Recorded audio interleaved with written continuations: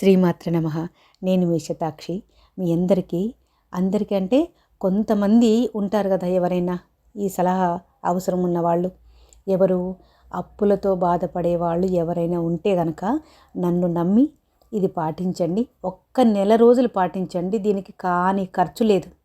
Even దీపం పెట్టాల్సిన అవసరం కూడా లేదు.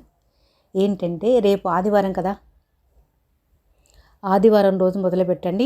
ఆదివారాలు విశేషంగా చేయండి. రేపు ఆదివారం మొదలుపెట్టి ప్రతిరోజు చేయండి. ఎంతండి? జస్ట్ 10 నిమిషాలు. అప్పులతో సతమతమవుతూ వాళ్ళకు భయపడి ఉండే కంటే రోజు 10 నిమిషాలు కేటాయించలేరా? మీకు కానీ ఖర్చు ఉండదు. ఏం చేయాలి?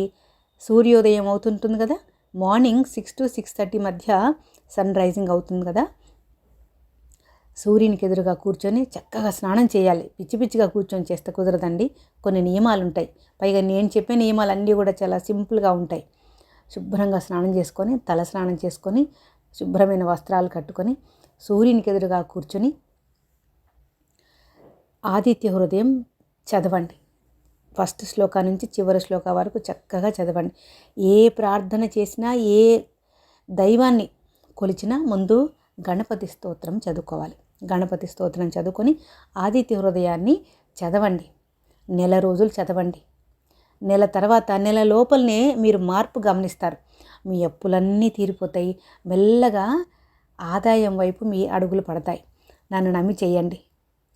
నెల రోజుల తర్వాత మీరు చెప్పింది కాలేదు అండి అని నాకు మెసేజ్ చేయండి. ఎందుకు కాలేదు నేను చెప్తాను.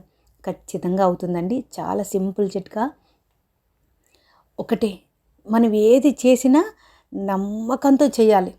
మనం అంత గట్టి నమ్మకంతో ఉంటే ప్రకృతి శక్తులు కూడా బాబోయ్ ఇంత నమ్మకంతో ఉన్నదేంటి ఈ అమ్మాయి, లేదా ఇంత నమ్మకంతో ఉన్నదేంటి ఈ అబ్బాయి, ఈ మనిషి అనుకొని మన ఆలోచనకు తగ్గట్టుగా ఏర్పాట్లు చేస్తూ ఉంటారు. ప్రకృతి ఏర్పాట్లు చేస్తూ ఉంటుంది.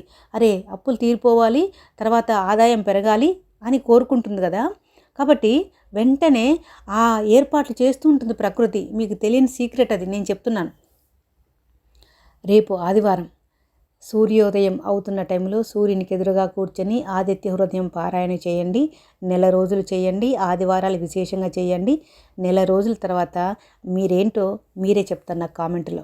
పారాయణ పూర్తయిన తర్వాత ఖచ్చితంగా సూర్యునికి అర్ఘ్యం ఇవ్వాలి. అంటే నీళ్లు ధారగా పోసి నమస్కరించుకోవాలి.